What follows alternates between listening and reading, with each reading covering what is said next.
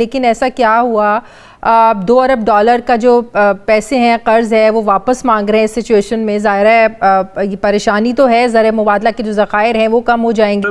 ذرا سوچیں کہ 200 ملین سے زیادہ کی آبادی ایک نیوکلیئر پاور ملک, اس کا پرائم منسٹر ایک آزادی سے فیصلہ نہیں کر سکتا ہے, اس کے لیے IMF کے بچوں سے پوچھنا پڑے گا. کتنے شرم کی بات ہے یہ.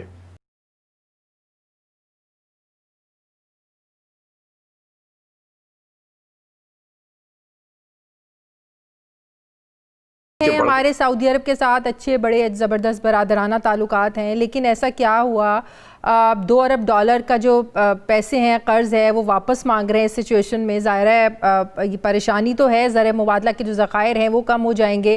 کتنا نقصان ہوگا اس سے آپ سمجھتے ہیں معیشت کو؟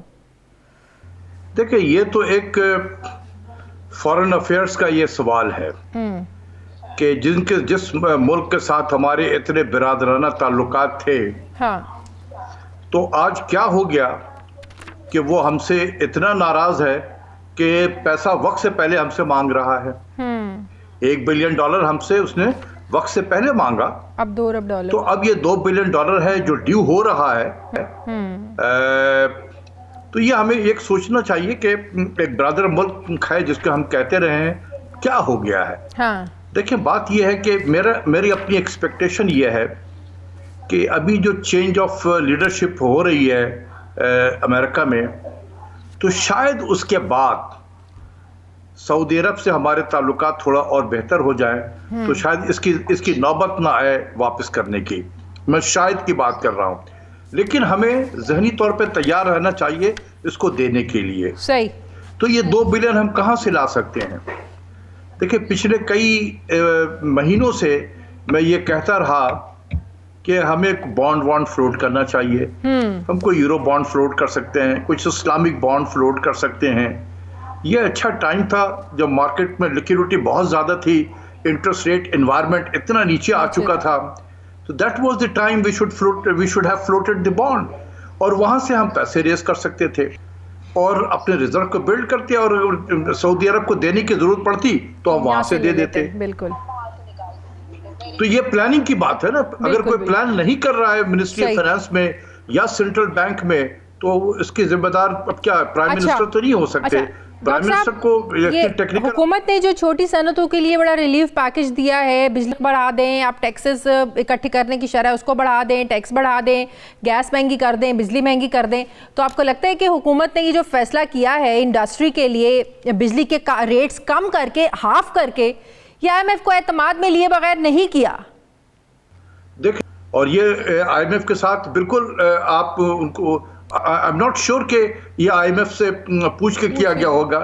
کتنی شرم کی بات ہے جو آپ نے مجھ سے پوچھا کہ کیا IMF سے پوچھ کر کیا گیا.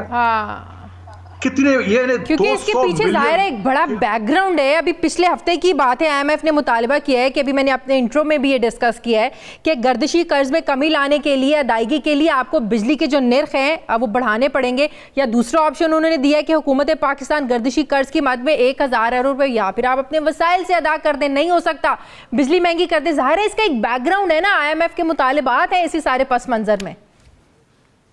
میڈم ذرا سوچیں کہ 200 ملین سے زیادہ کی آبادی ایک نیوکلیئر پاور ملک, اس کا پرائم منسٹر ایک آزادی سے فیصلہ نہیں کر سکتا ہے, اس کے لیے IMF کے بچوں سے پوچھنا پڑے گا.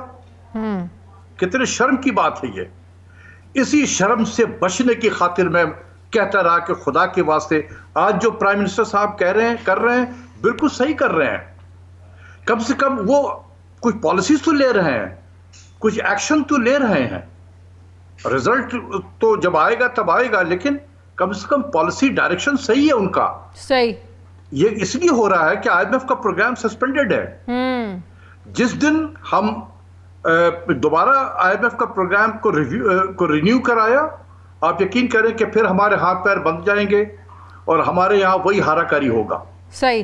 یہی بات میں پہلے بھی دن سے کہہ رہا تھا کہ تھوڑی سی تکلیف ہوگی, اپنے گھر کو ٹھیک کر لو, learn to live without IMF.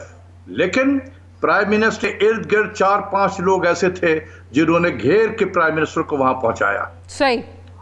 آج پرائم منسٹر بالکل صحیح اقدام کر رہے ہیں. ٹھیک ہے.